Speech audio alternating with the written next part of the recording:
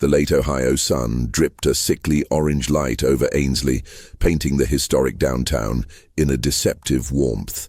Eleanor Ellie Vance, 32, a journalist whose ambition had recently outgrown her New York City desk, leaned against the rental sedan, adjusting her camera. The air was thick and heavy, not just with humidity, but with a palpable old-town stagnation. Ainsley wasn't quaint, it was preserved. And preservation, Ellie knew, often meant secrets were simply buried, not gone. "You're sure this is the big break, Rob?" She muttered into her phone, her gaze fixed on the imposing Gothic structure at the end of the cobblestone lane, the Blackwood Manor. "It's a feature piece, kid. Local color, a bit of history, maybe some ghost whispers for clickbait," came the gravelly voice of Robert Rob Hayes, her editor back in the city office. "The old Blackwood place is reopening after 100 years. It's a story. Don't go looking for the Zodiac killer in a place where the biggest crime is jaywalking." Ellie sighed. Rob, a man whose cynicism was as ingrained as the smoke in his office carpet, was right. On the surface, the story was simple. A wealthy, anonymous buyer had renovated the Blackwood Manor, site of the infamous Ainsley Circle suicide pact of 1882. The Circle, a group of brilliant early American thinkers, scientists, and philosophers, had gathered here, theorizing on everything from natural law to the perfect social structure. They were pioneers, until the local rumors started, that the Circle had a darker, unspoken hypothesis, that they were experimenting on the town itself. A string of local disappearances, mostly poor or transient workers, had been quietly attributed to them before the Circle was found dead, apparently by their own hands. A neat ending, professionally written into Ainsley's history books. "I'm just saying, Rob, if I have to write about one more antique mahogany floor, I'll scream. The town talks about those disappearances like they were yesterday. And the buyer? Completely anonymous. Why sink millions into a house with that kind of morbid history unless you're hiding something?" Ellie pushed a strand of dark hair back from her eyes. "Just get the photos, Ellie. The human interest angle. Don't invent a conspiracy." She disconnected, stuffing the phone into her blazer pocket. She wasn't inventing a conspiracy, she was feeling the oppressive weight of a city that clearly had one. The locals, the few she'd interviewed at the dusty diner earlier, spoke in hushed tones, their eyes darting away when she mentioned the Pact of 1882. They feared the house, but more, they feared the families who descended from those who knew the Circle.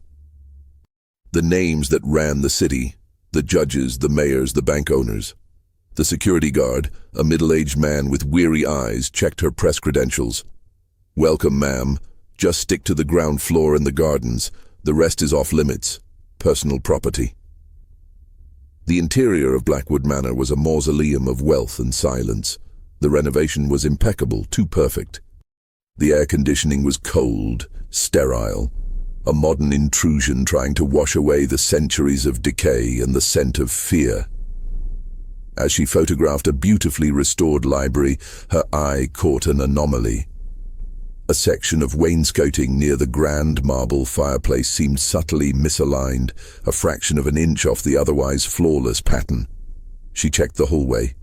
The guard was distant, talking on a radio. Curiosity, the journalist's inherent curse, took over. She pressed the panel. It clicked and slid back an inch. It wasn't a hidden safe or a liquor cabinet. It was a narrow, dark space, smelling of dry rot and old paper. Her hand, trembling slightly, reached inside, finding a small, leather-bound volume. A journal. Its cover was plain, the leather dry and cracked, sealed with a brass clasp. On the first page, etched in elegant archaic script, were the words, "The Ainsley Proposition, Volume 1. The handwriting was a dense, almost manic scrawl.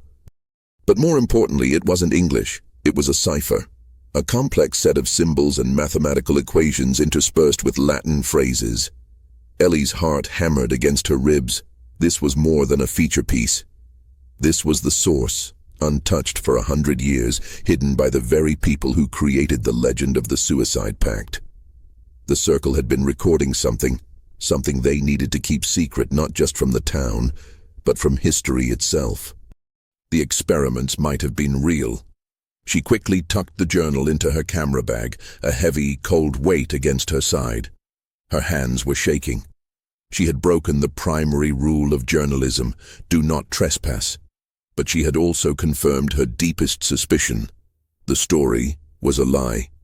The tragedy of 1882 was not a simple suicide.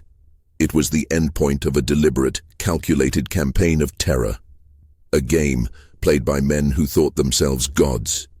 Ellie had the evidence, the key to the town's darkest secret. The silence of the house suddenly felt less like peace and more like a predator holding its breath. She needed to get out, to a secure location, to start decoding. The weight of the town's past, its dead, seemed to press down on her, an invisible psychological barrier. She was now holding something that people had killed for and would certainly kill for again. Her reporting had just gone from human interest to a matter of life and death. As she walked quickly toward the exit, passing the indifferent security guard, she felt the first true jolt of fear. The realization that the people who lived, worked, and ruled Ainsley might not be the heroes or the victims, but the direct inheritors of the sinister Ainsley Pact. She was no longer an observer. She was the central target in a century-old psychological war. You've just seen the beginning of a story about power, intellect, and the horrific cost of believing you're above humanity. If you want to witness Ellie's full investigation, uncovering a centuries-old conspiracy of terror, make sure to hit that subscribe button and turn on notifications. You won't want to miss what happens when she tries to crack the secret pact of 1882. Ellie drove the rental sedan 10 miles outside Ainsley to a chain motel, generic, anonymous, and far removed from the town's tightly knit web. The air in the cheap room smelled of stale disinfectant and recycled smoke. She locked the deadbolt, double-checked the window latch, and placed the Ainsley Proposition Journal on the plastic laminated desk. It felt heavier now, not just physically but morally. She called Rob, her voice low and tight. "Forget the mahogany floors, Rob. I found something." A journal. It's a cipher. Rob's usual skepticism was slightly muted by the urgency in her tone. A cipher? Like a kid's treasure map? No. Like an intellectual code. It's full of chemical symbols, ancient Greek and complex mathematics. It's not about gold, Rob. It's about people. The first decipherable phrase, scrawled on the inside cover, repeats one line. The superior mind does not adhere to popular suffering. Silence stretched across the line, thicker than the Ohio humidity. Rob finally spoke, his voice serious now. "Okay, kid. You've got my attention. Don't tell anyone. Not the paper, not the cops, no one. You send me high-res photos of every single page. Use the encrypted channel we set up for the Syrian trip." "I need help decoding it, Rob. This is beyond Google Translate. I think it's a language they invented." "I'll call Professor Albright at NYU. He's an old friend, a linguistics savant. He's discreet. For now, you sit on that thing. Don't leave that motel. Don't order room service. Go dark." Ellie spent the next 8 hours meticulously photographing every page, the flash illuminating the brittle, yellowed paper and the ink that seemed to pulse with cold malice. As she worked, she started noticing patterns in the legible parts, dates, locations, and descriptions of what she grimly realized were social experiments. They were not discussing philosophy. They were detailing human targets. The victims weren't transient. They were deliberately chosen based on their social disposability. A widower with no family, a young woman recently estranged from her parents, a laborer new to town. It was calculated, horrifyingly rational murder. As dawn broke, painting the cheap curtains with weak grey light, a single line of text from one of the more consistent Latin sections finally stood out. Quidquid est est, quidquid non est, whatever is, Whatever is not, is not. A chilling credo of pure rationalism, stripping away morality. Exhausted, she uploaded the final batch of photos and tried to sleep, but the images of the cipher danced behind her eyelids. The following morning, after 2 hours of restless sleep, Ellie made a critical mistake. Needing coffee and feeling the suffocating isolation, she drove back to Ainsley, just to the main street for a takeaway. The town felt different now. The picturesque facades seemed like painted theater sets, hiding the true drama backstage. As she waited for her latte at a quiet cafe, she noticed a man sitting across the street in a parked, unmarked black sedan. He wasn't looking at her, but rather observing the whole block, his posture rigid. When she glanced up a minute later, he was gone. Paranoia, she told herself. But the feeling of being watched, of being scrutinized, didn't lift. She returned to the motel, the tension building in her chest. Rob called back, his voice tight. "Albright is on it." "But Ellie, Albright called me back half an hour later. He's already made significant progress." He confirmed it's a synthetic language based on an obscure 18th century intellectual society's private shorthand. But he had a warning. He said, "This is not just old history, Rob. These concepts are advanced, almost anticipatory of 20th century socio-engineering. The people who wrote this were not just intellectuals. They were pioneers in psychological control." "What does that mean?" Ellie whispered, gripping the phone. "It means they weren't just killing for fun, Ellie. They were killing to prove a hypothesis. The goal wasn't just murder, it was data collection. And here's the kicker. Albright mentioned that the specific shorthand they used was supposedly wiped out after a massive university fire in Chicago in 1910. Only 3 known documents using it still exist in the world, and now, yours." The realization hit her with the force of a physical blow. The Blackwood Manor, the renovations, the anonymity of the buyer. Someone had been in that house, someone had missed the journal, and now they would know it was gone. Ellie looked around the cheap motel room, suddenly feeling completely exposed. She had been too complacent. She had broken cover. She walked to the window and slowly pulled back the curtain just a sliver. Across the parking lot, past the faded neon sign, she saw it. The same unmarked black sedan she'd seen in Ainsley, parked under the weak, flickering light of a broken lamppost. It wasn't a coincidence. She grabbed the journal, the camera bag, and her car keys. She didn't check out. She didn't call Rob. She didn't dare use the phone again. The Pact of 1882 was hunting its missing piece, and Ellie was holding it. She was no longer just reporting the story. She was the protagonist in a nightmare planned a century and a half ago. Her mind, racing and sharp, realized the next step wasn't about deciphering the code. It was about survival and finding a true, secure ally in Ainsley before the net closed around her. The town was not a backdrop. It was the cage. Ellie drove recklessly, adrenaline overriding her exhaustion. She avoided the main highways, sticking to the twisting, shadowed backroads of Ohio farmland. The goal was to find a single, trustworthy local who existed outside the sphere of Ainsley's powerful families. Someone with a long memory but no current stake in the town's silent governance. She remembered a name from her initial cursory research, Dr. Harlan Webb, the retired local history professor and disgraced archivist of the Ainsley Historical Society. Webb had lost his position years ago after publishing a controversial, self-funded monograph suggesting the 1882 suicides were, in fact, assassinations tied to local industrialists. He was the only person who had publicly challenged the official narrative. Webb lived in a small, isolated cabin near the old quarries, a place rumored to be haunted, but mostly a place where people left him alone. Ellie found the cabin tucked deep in a grove of pines, surrounded by towering stacks of deteriorating books. Dr. Webb, a man in his late 60s with a beard like white moss and eyes that held the perpetual look of someone who has seen too much evidence, answered the door. He didn't look surprised to see a stranger. He looked resigned. Journalist, aren't you? Webb's voice was dry, like old parchment. Ellie Vance, from New York. I'm working on the Blackwood Manor reopening, she said, quickly adding, I read your monograph on the assassinations. Webb narrowed his eyes, and a flicker of deep, cynical interest replaced the resignation. Come in. You're the first person in this town to admit to that in 15 years. But you'll be the last if the circle still has ears. Inside, the cabin was chaotic but organized. A scholar's haven.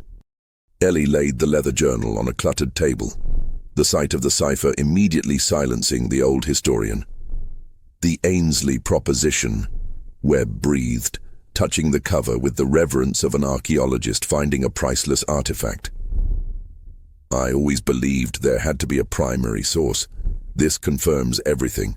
They weren't just philosophers, Miss Vance. They were predators. Ellie explained the cipher, Rob's contact with Albright and the black sedan. Webb listened intently, his fingers tracing the coded script. The cipher is brilliant. It's a defense mechanism against casual discovery. But the core logic? I've seen it before, Webb said, pulling a heavily annotated copy of a forgotten 19th century text on ethical superiority from a shelf.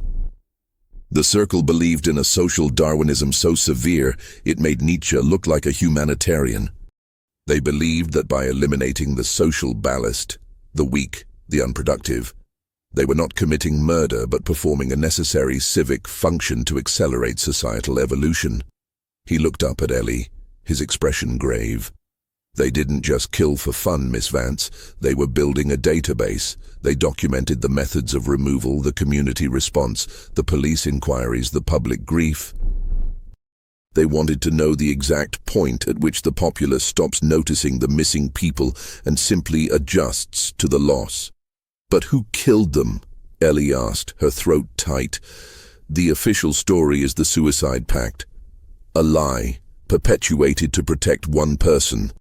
The journal, if we can read it, will name the survivor, the one who orchestrated the mass poisoning and escaped with the collective knowledge. Webb theorized, pointing to a cryptic drawing in the middle of a dense block of symbols.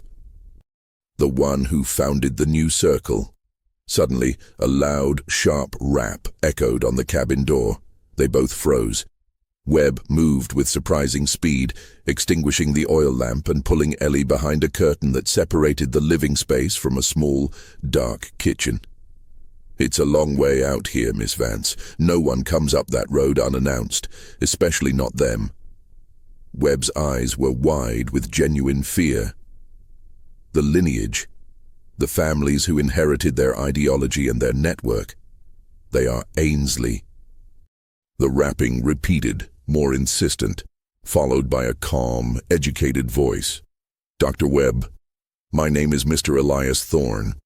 I'm a representative for the Blackwood estate. We know you have something that belongs to us.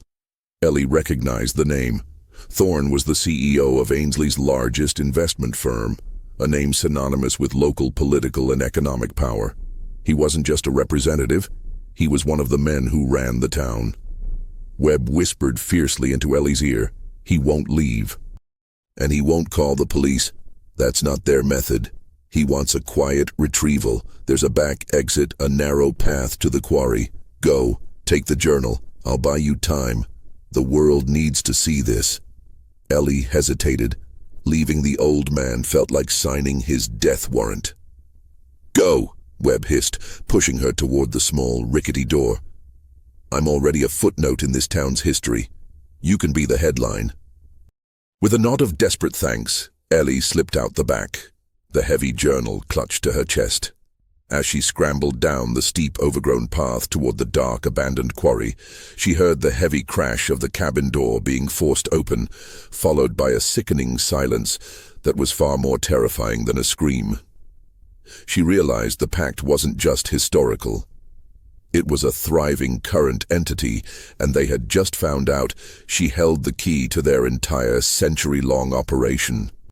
Her desperate escape confirmed the central, horrifying tenet of the conspiracy. The most dangerous monsters are the ones wearing tailored suits and holding seats on the local council. Ellie scrambled down the rough embankment toward the quarry floor, the smell of damp earth and stagnant water thick in the cold air. The sound of the forced entry still echoed in her mind, mingling with the chilling silence that followed. She didn't look back. She didn't dare. She focused only on the unsteady ground and the need to put distance between herself and Thorne. She reached the bottom, a desolate expanse of cracked asphalt and overgrown machinery. The quarry was huge, deep, and surrounded by steep gray rock faces. A perfect place to hide, or to disappear. She pulled out her phone, fingers fumbling.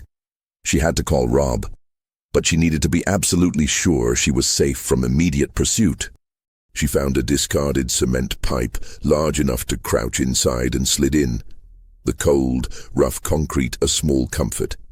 She called Rob, her voice reduced to a shaky whisper. "Rob, they found me. Thorne, Elias Thorne. He's the CEO of Ainsley Investments. He's one of them. He forced his way into Dr. Webb's cabin. I think I left Webb to them." The last sentence was a raw, choked admission of guilt and fear. Rob's voice, usually harsh, was suddenly calm and authoritative. "Listen to me, Ellie. You did what you had to do. Webb knew the risks. Focus now. Where are you?" "The old quarry, outside of town.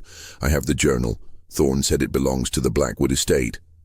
"Thorne is the Blackwood estate, I bet. It's a shell corporation.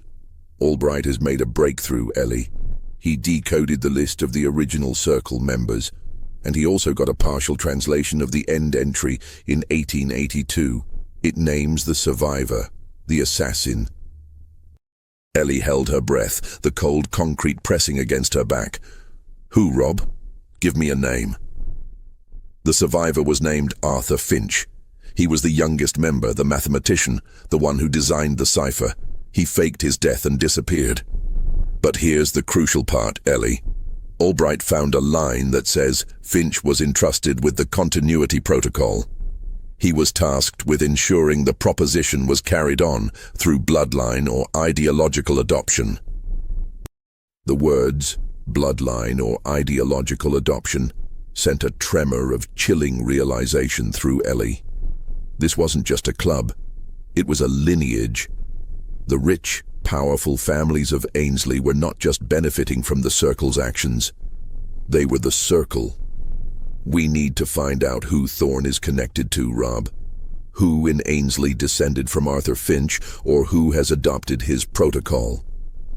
Working on it, but Ellie, you can't trust the police. They'll be on Thorne's payroll. You need to get out of Ohio. I'll arrange a safe house in West Virginia, a friend's place. Wait for my text with the address. Can you make it to the state line? I don't know. I can't move in daylight. But Rob, the journal has more. Webb mentioned the Circle wasn't just collecting data on disappearance. He said they were collecting data on social stability, the effect of targeted loss on the town's collective unconscious. Ellie carefully opened the journal again, her fingers tracing the arcane symbols. She flipped pages until she found a series of detailed, hand-drawn maps of Ainsley. Not street maps, but socio-economic diagrams. The maps were annotated with strange categories: zones of neglect, areas of high controllability, and low social interconnectivity. Rob, they were mapping the town's vulnerabilities. They chose victims who wouldn't be missed, who had the least social connective tissue. It was a controlled experiment in apathy. She pointed her phone camera at one specific page, taking a high-resolution photo and sending it to Rob. It was a timeline of the original murders, cross-referenced with local newspaper sales and police staffing levels. They were using the town as a petri dish. And look at this. It's a list of current local officials next to an arrow pointing up to a symbol in the cipher. Rob downloaded the image. A minute later, his voice returned, a new note of professional terror in his tone. "That symbol, Ellie. Albright just confirmed that specific glyph. It translates to the steward, the one who controls the mechanism. And the names on your list? They're the mayor, the police chief, and the head of the Ainsley Bank. The whole system is corrupted, Ellie breathed. The lineage is the government. Suddenly, a sound. The crunch of boots on the gravel above the quarry. Not one pair. Several. The search party hadn't given up. Ellie slammed the journal shut. She had to move. Her car was too exposed.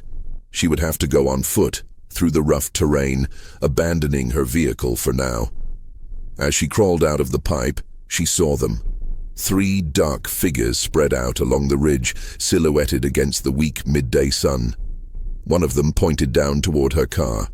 They hadn't spotted her yet. She took one last look at the journal, the key to a century of psychological terror. She couldn't let them have it, but she couldn't carry it through the wilderness either. A desperate, dangerous idea formed. The quarry's old pump house, a derelict brick building half submerged in the water. It was the only concrete structure that would likely survive the elements. She could seal the journal inside, a temporary time capsule, until she could return with help. She began to move, silently, using the rusted equipment and deep shadows as cover. Her life now depended not on her reporting skills, but on her ability to navigate a landscape designed by men who saw the world as nothing more than a problem to be solved, and its inhabitants as pawns to be sacrificed.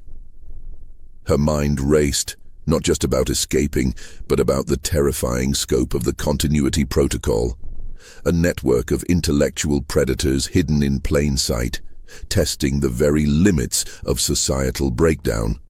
Ellie spent a grueling 8 hours traversing the dense woodlands bordering the quarry, relying on raw instinct and a faint, overgrown utility path. She finally reached the state line late that night, exhausted, scratched, and smelling of pine needles and adrenaline. She walked 3 more miles to a poorly lit gas station, called a taxi from an untraceable public phone, and directed the driver to a small, nondescript town across the border in West Virginia.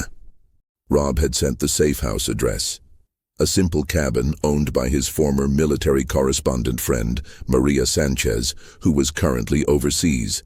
It was isolated, had a secure landline, and was stocked with basics. For the first time in days, Ellie felt a sliver of safety. Once inside, she collapsed onto the floor, the memory of Dr. Webb's silenced cabin a heavy weight. She hadn't been able to retrieve the journal. It was sealed in the pump house, but she had its entire contents digitally backed up and encrypted on her laptop. The next morning, after a long, needed sleep, she was a journalist again. Maria's cabin was equipped with satellite internet and a powerful computer rig. She set to work, cross-referencing Albright's deciphered notes with the list of Ainsley officials she had photographed. Rob called, relief evident in his voice. "You're safe." "Good."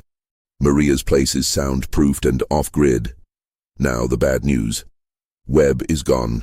The police found the cabin ransacked. They've classified it as a violent home invasion and are looking for a transient male suspect. They've already dismissed any connection to the Blackwood Manor. "They're covering it up," Ellie stated flatly. "And they're looking for me. I left my car at the quarry." "No, they're looking for you, but they don't know why exactly.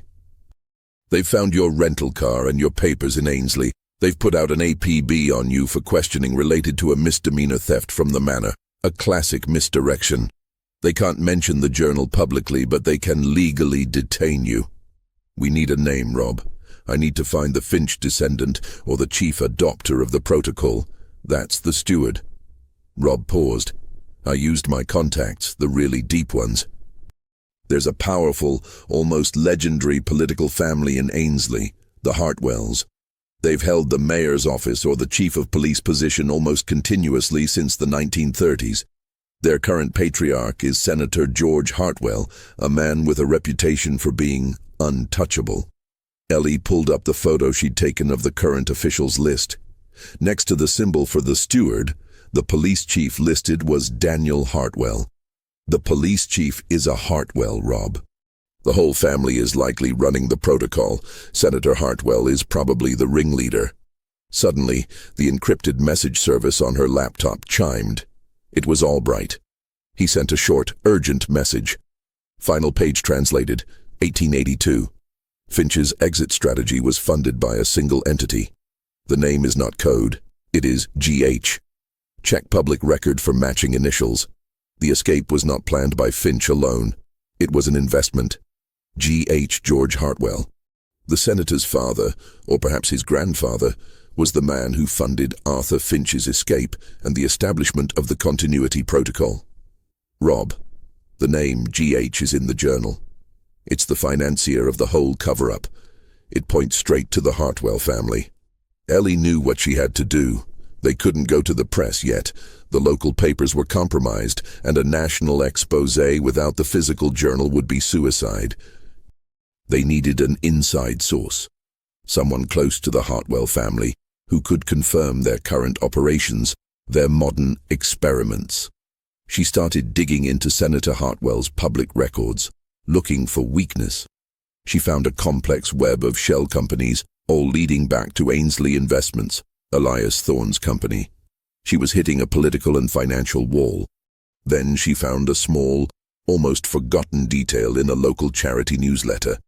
Senator Hartwell's eldest son, Ethan Hartwell, had recently resigned from his position at the family foundation and moved to a secluded farmhouse, citing an unspecified moral difference with the family's direction.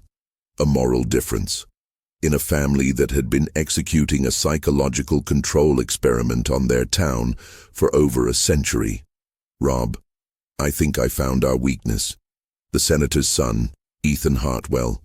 He quit the family business over a moral difference. He might be the one person in that lineage with a conscience, or at least the one person who got spooked. Ellie, that's insane.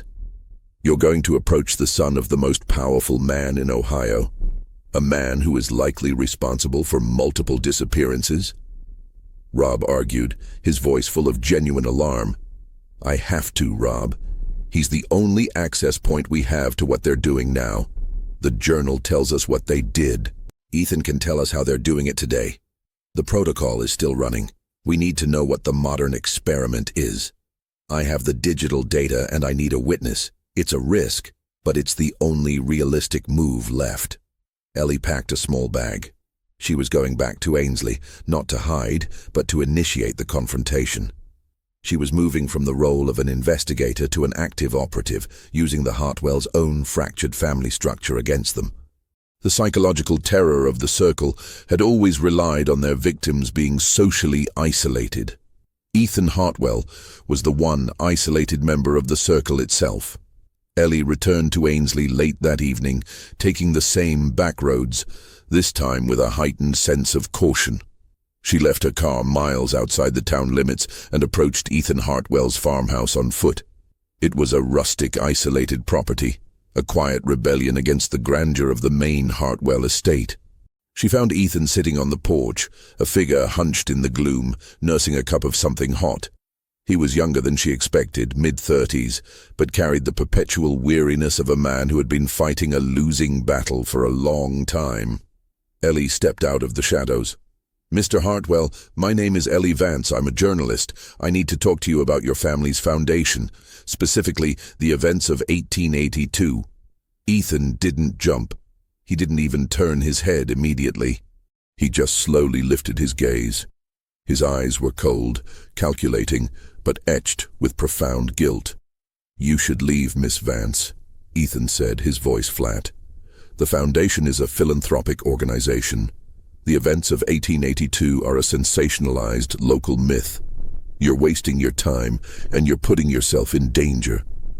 I know about the continuity protocol, Mr. Hartwell. I know about your great-grandfather, G.H., and Arthur Finch.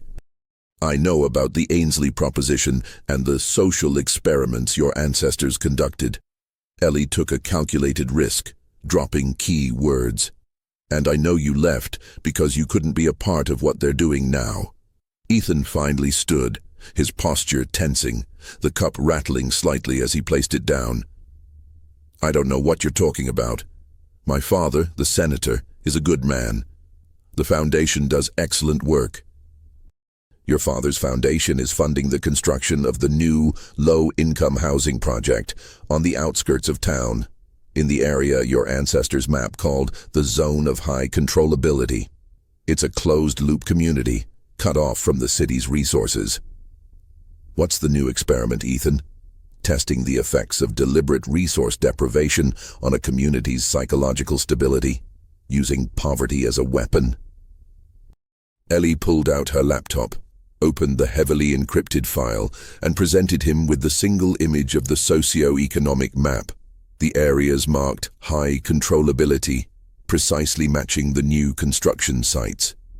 Ethan stared at the image, his composure finally fracturing.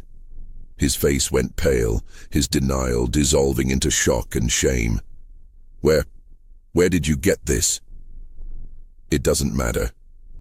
What matters is that your family is running a century-old, high-level, psychological terrorism campaign against the people of this town. And you are the only person who can stop it. You have to tell me what they're doing with the proprietary data, the information they collected from 1882 to now. What is the ultimate goal? Ethan's resolve crumbled. He sagged back into his chair, running a hand over his face. The goal. It's not about Ainsley anymore, Miss Vance. Ainsley was the incubator. It was the proof of concept. The proprietary data is a mathematical model for total societal governance. How to control a population by manipulating their perception of safety, security, and loss. He looked up, his eyes full of fear and a desperate need to confess. They call it the perfect equilibrium. A society where dissent is impossible because the population has been psychologically conditioned to prioritize compliance over questioning. They're planning to roll the model out nationally through political leverage and economic restructuring. The senator is not just building a housing project, he's building a national policy framework based on that data. Ellie felt a profound chill. It wasn't just murder. It was the blueprint for authoritarian control disguised as benevolent policy. The true terror was the efficiency and cold, rational logic of the plan. The protocol needs to be maintained. They have regular meetings, highly secretive. My father calls it the Council of Stewards. They meet every 2 weeks, always in a different, innocuous location in Ainsley. Never the Blackwood Manor, that's too exposed. When is the next meeting? Ellie pressed, leaning forward. Ethan hesitated, fear returning to his eyes. I can't. If I tell you that, they'll know I broke. They have ways of knowing, Miss Vance. They don't trust anyone, not even me. They already suspect you, Ethan. You resigned. They've put me, the journalist investigating them, on a theft charge. You think they aren't watching you? You're a variable they need to control. You are only safe if this whole operation is exposed. Her words hit home. Ethan looked out into the darkness, a cornered man finally deciding to fight back. The meeting is 3 days from now, Friday night, 9 p.m. The Ainsley Public Library, in the rare books sub-level. It's the one place they know the town will never associate with power, a place of public knowledge. The irony is part of their game. Ellie felt a surge of professional triumph mixed with paralyzing dread. The Council of Stewards, the heart of the protocol. This was the target. We need proof, Ethan. I need to get into that sub-level. I need evidence of the current experiments, the data, the funding documents, the connection to the national policy. The journal is locked up. I need physical proof from their current operation. Ethan nodded slowly. I can get you access. I know the security codes, but only once. And if we fail, Miss Vance, they won't just ruin us. They will erase us. Not with a gun. They will use the protocol. They will make sure we disappear, and the town will simply adjust to our loss. The sheer, chilling rationality of his threat was the truest expression of the terror the circle represented. Ellie knew the danger. She had a witness and a target. The confrontation was coming. Ellie spent the next 2 days working with Rob and Ethan in a tense, meticulous collaboration. Rob, maintaining a remote encrypted line, contacted a reputable national law firm, preparing them for a massive civil suit based on the digital evidence, contingent on obtaining the physical proof from the library. Ethan provided the detailed floor plans, security protocols, and shift changes for the Ainsley Public Library, his knowledge of the family's meticulous nature proving invaluable. The plan was simple and terrifying. Ellie would infiltrate the rare book sublevel an hour before the Council of Stewards meeting, locate their current data hub, secure the documents, and get out before the most powerful people in Ainsley arrived. Ethan, using his old staff keycard, would disable the main security protocols just long enough for her entry. "The data hub is not what you think," Ethan explained over a secured video line, his face a mask of strain. "It's not a server room. It's an old microfilm archive. They use antiquated offline storage systems. No digital footprint, Miss Vance. They learned from the Blackwood Journal incident. The physical records are in steel cabinets in the sub-level's climate-controlled vault. That's where the perfect equilibrium model is kept." On Friday night, Ainsley was wrapped in a cold, dense fog that seemed to swallow the streetlights. Perfect cover. Ellie, dressed in dark clothing, parked the second rental car several blocks away from the library and approached the building on foot. The air was silent, heavy, and psychologically charged. At 7:55 p.m., she received the single coded text from Ethan. "Door unlocked. You have 40 minutes. After 8:45 p.m., I can't guarantee the patrols." She slipped into the side entrance of the library, the security alarm light blinking green, confirming Ethan's success.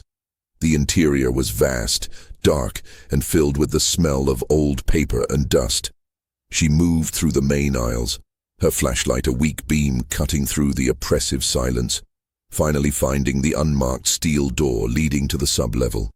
The door was heavy, sound dampening, secured by a keypad. Ellie typed in the code Ethan provided, a family birthday she recognized from the senator's public profile. The lock clicked. She descended into the sub-level. It was smaller, warmer, and dominated by rows of steel filing cabinets and ancient microfilm readers. This was the modern-day Blackwood Manor, the new laboratory. She found the climate-controlled vault exactly where Ethan described. The door was a heavy, circular vault, but secured only by a simple deadbolt, a display of the steward's arrogance, believing this location was absolutely beyond suspicion. Inside, she saw it. The proprietary data.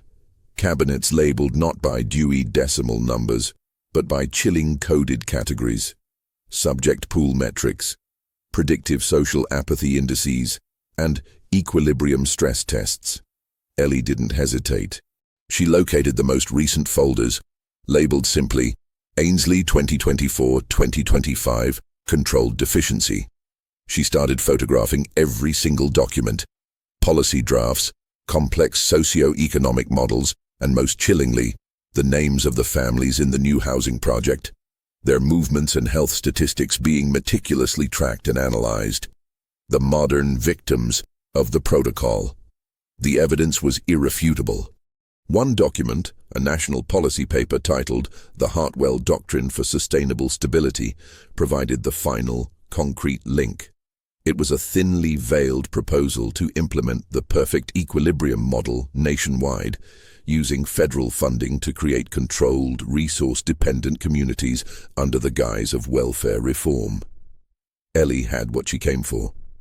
She was sealing the camera bag when she heard the sound. Footsteps. Not the quick, furtive steps of a staff member, but slow, deliberate, heavy footsteps descending the stairs. It was 8:35 p.m., too early. She extinguished her light and pulled the vault door almost shut, slipping behind a stack of moth-eaten encyclopedias. The door to the sub-level opened. 2 men entered. One was Elias Thorne, his face grim and determined.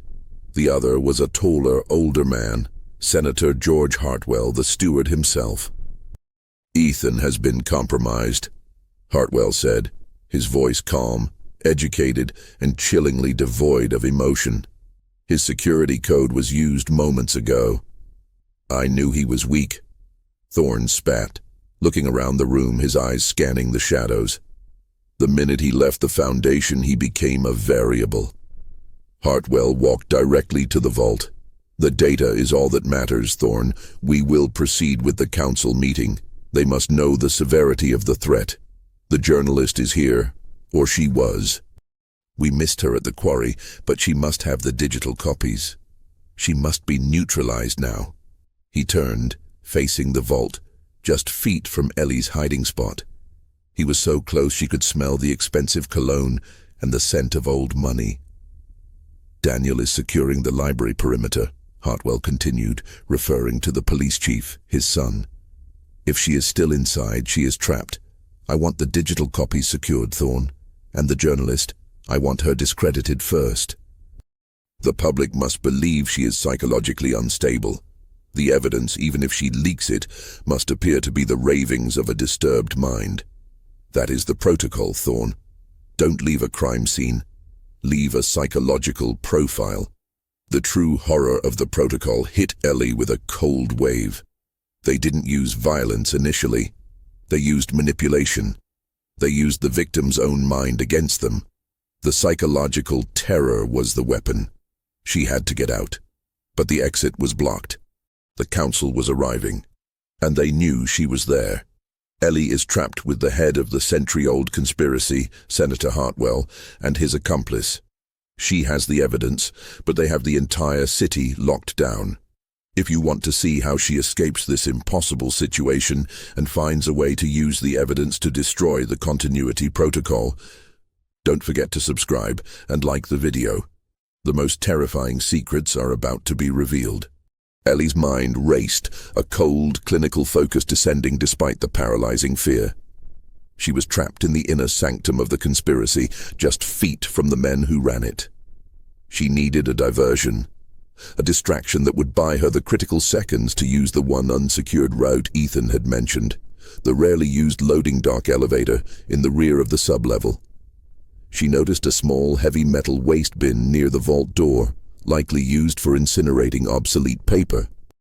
Hartwell and Thorne were deep in conversation, examining the vault contents and confirming the data was intact.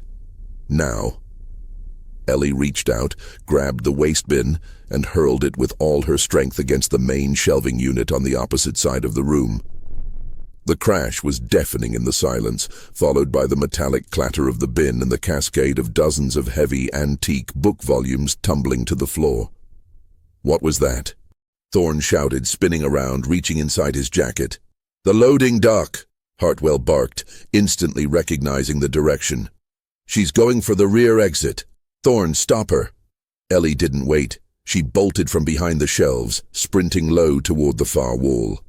The loading dock elevator was a small, wire mesh cage in a shaft, used primarily for moving heavy archives. Thorne was faster than she expected. He lunged, his hand grazing her shoulder, tearing a strip of fabric from her shirt. Ellie twisted, slamming her camera bag, containing the precious evidence against his face. The impact bought her a precious second. She reached the elevator cage, her fingers fumbling for the call button.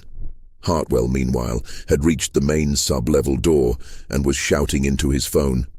"Daniel, seal the perimeter. She's escaping through the rear dock. Get a car back there now." The elevator arrived, groaning in protest. Ellie scrambled inside, hitting the main floor button. The cage rattled upward, agonizingly slow. Thorne reached the elevator shaft. He didn't have a key to override the system, but he had something else. A heavy brass paperweight he must have snatched from a nearby desk. He hurled it. It shattered the thick glass bulb of the overhead light, plunging the small cage into near-total darkness, leaving only the dim, flickering light from the sub-level below. Ellie reached the main floor. The library was still dark and silent. She moved quickly, heading for the main staff exit, which Ethan had told her connected directly to the alley behind the building. As she burst through the rear door, she heard the screech of tires. Police Chief Daniel Hartwell, Senator Hartwell's son, had arrived. He was not in uniform, but in dark tactical gear, confirming that this was not a police matter but a family operation. Daniel, seeing her, raised his hand, not with a standard police-issue weapon, but a small, sophisticated taser gun. "Stop, Miss Vance, you're trespassing. Give me the bag." His voice was authoritative, but laced with a personal, fierce entitlement.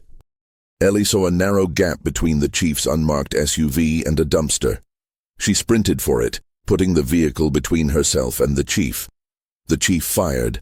The taser probes hit the metal side of the dumpster, spitting sparks, the acrid smell of ozone filling the alley.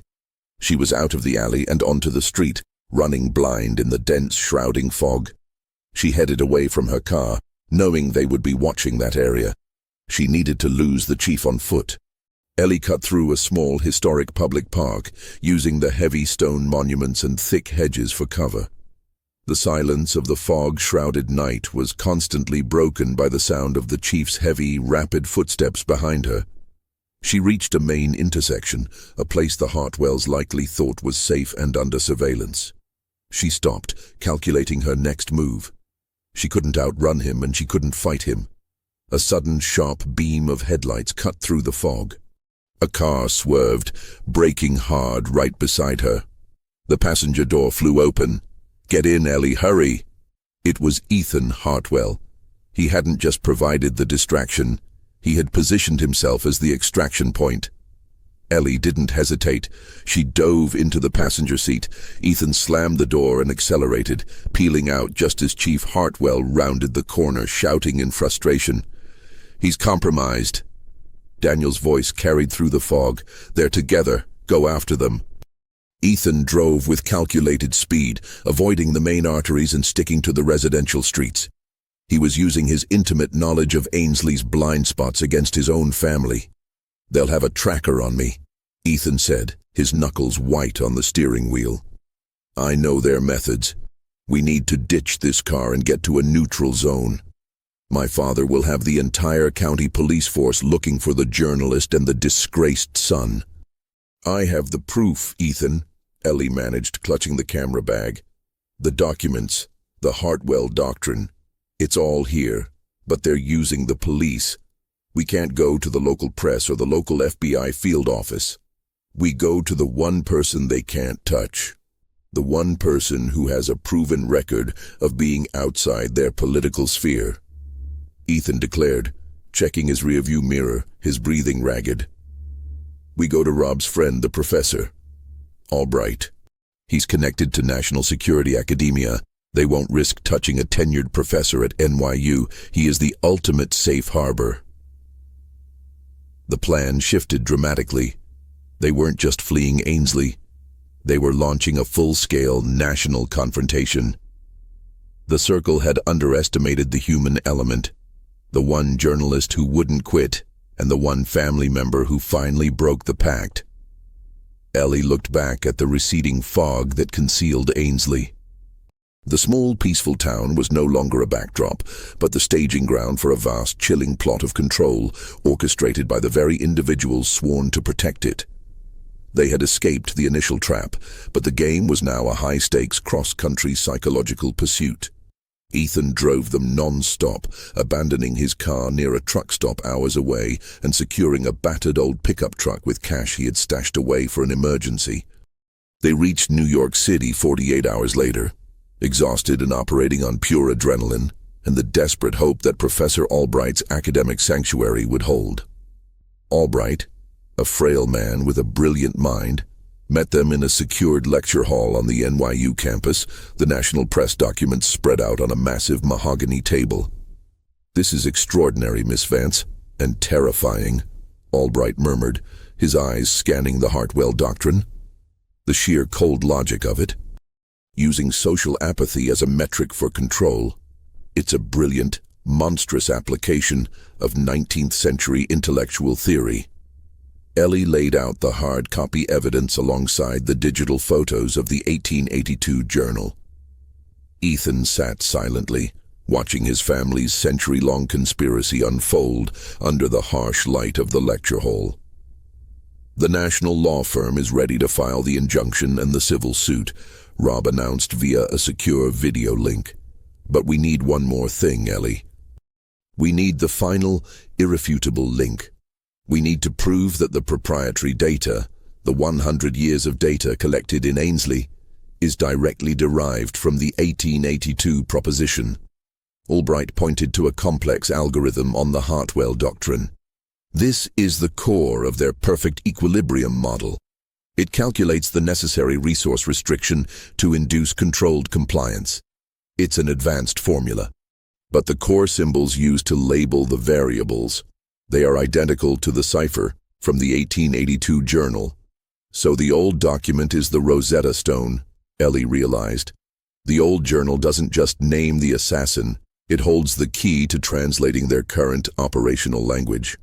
Exactly, Albright confirmed. The journal is the missing link. You said you sealed it in the quarry pump house? Yes. It's safe, but retrieving it now is impossible.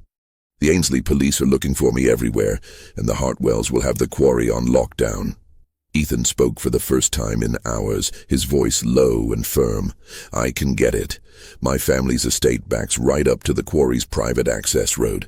There's an old service tunnel my father used to use to get to his private hunting lodge on the other side.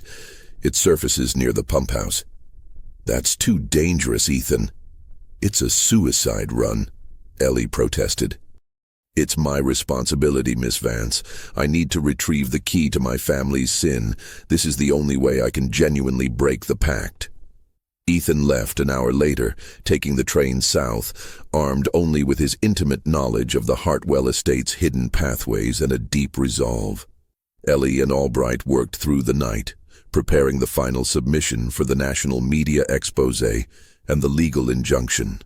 The evidence was staggering, painting a clear picture of a political and corporate elite running a psychological experiment on an entire town, with plans to expand it nationally.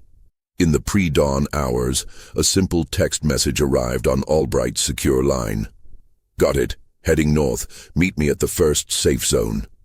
It was from Ethan. Relief washed over Ellie, followed by a surge of renewed hope. They had the evidence, the witness, and now the original physical key to the whole conspiracy. The protocol was about to be exposed, but the Hartwells were always one step ahead. An hour later, as Ellie and Albright were finalizing the last documents, a news alert flashed across the screen of the secure terminal. Breaking news. Senator Hartwell's son, Ethan Hartwell, has been arrested near a car rental office in a small Ohio town. Police claim he was caught trying to flee after a violent altercation with a local security guard. The police chief, Hartwell's other son, says he will be charged with assault and grand theft auto. No mention of the journal. A cold, sickening dread settled in Ellie's stomach.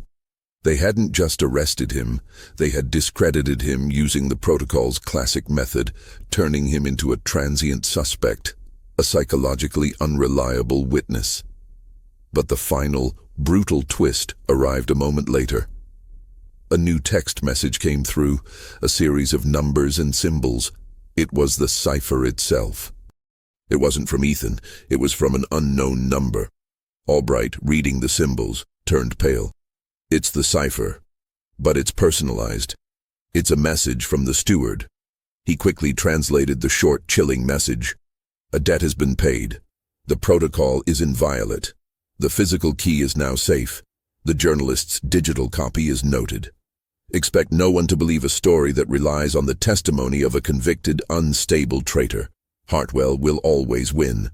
The physical key, the 1882 journal, was back in Hartwell's hands. Ellie stared at the screen, a profound sense of psychological defeat washing over her.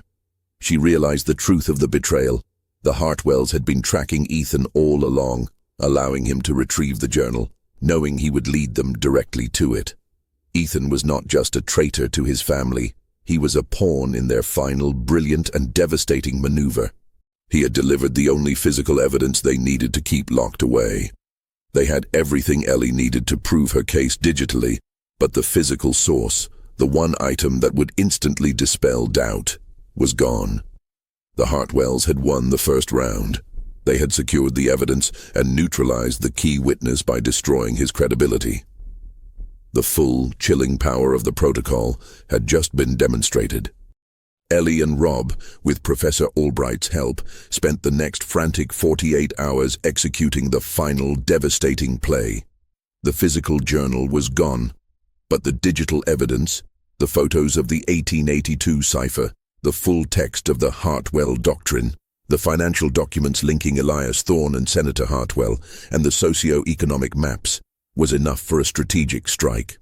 They filed the national injunction, supported by the national law firm, naming Senator George Hartwell, Police Chief Daniel Hartwell, and Elias Thorne as the chief defendants in a massive civil suit alleging a century-long systematic violation of civil rights and the use of public resources for psychological experimentation.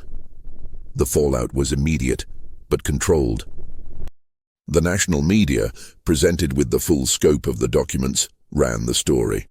A chilling expose on the continuity protocol. The sheer cold logic of the plan, using social apathy and resource deprivation as metrics for control, was what shocked the public and critically the political establishment. Senator Hartwell and Thorne held a press conference. Hartwell was calm, statesmanlike, and absolutely ruthless. "This is a baseless, defamatory attack," Hartwell declared, looking directly into the cameras.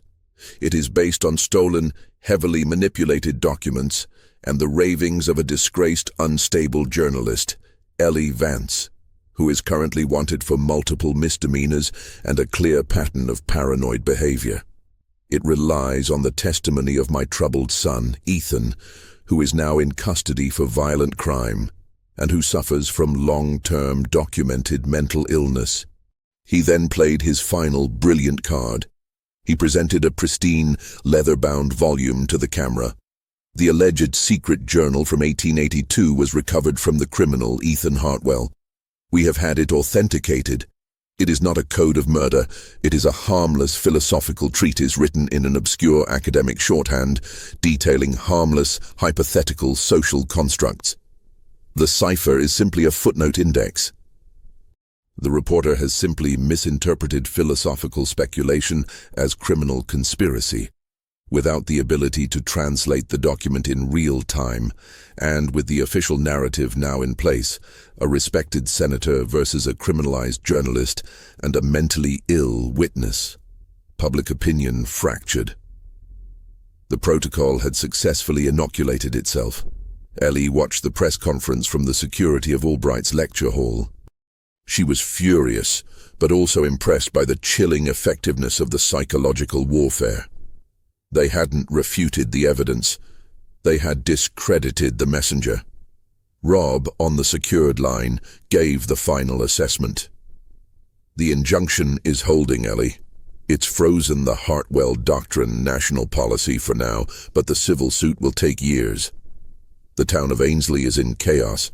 They're running a counter-narrative, painting you as a sensationalist who exploited their history. They're using the protocol on the public to manage the fallout." Ellie knew the truth. They had stopped the national policy, but they hadn't dismantled the protocol. The Hartwells were untouchable within Ainsley. Ellie looked at the images of the cipher on the screen, then at Albright.